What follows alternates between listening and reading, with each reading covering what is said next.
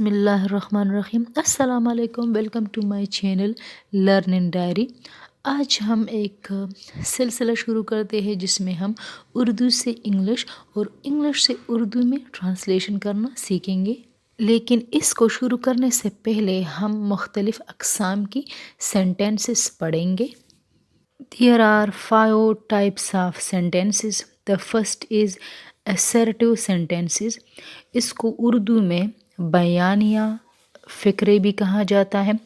The structure consists of subject, verb, object and the extension of the predicate.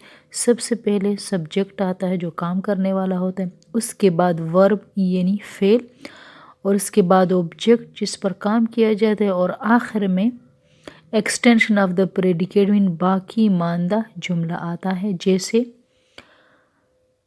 My servant boiled 6 eggs for the guest in the morning.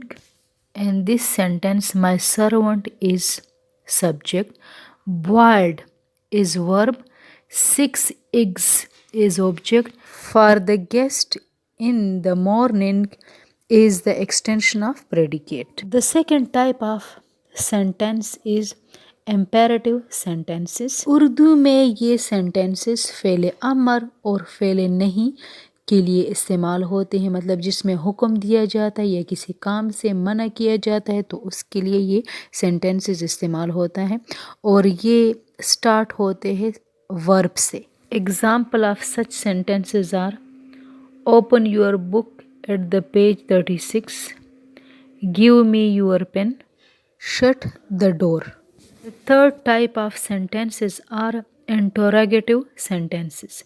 सवालिया जुमले यानी जिन फ़िक्रों में सवाल पूछे जाते हैं तो उनको इंट्रोगेटिव सेंटेंसेस कहा जाता है। सवालिया जुमलों की 2 अक़साम है, एक वर्ब से शुरू होते हैं और एक WH अल्फाज से शुरू होते हैं। पहली किस्म यानी वर्ब से शुरू होने वाले सेंटेंसेस जैसा कि is she going home, are you ill, was she at home.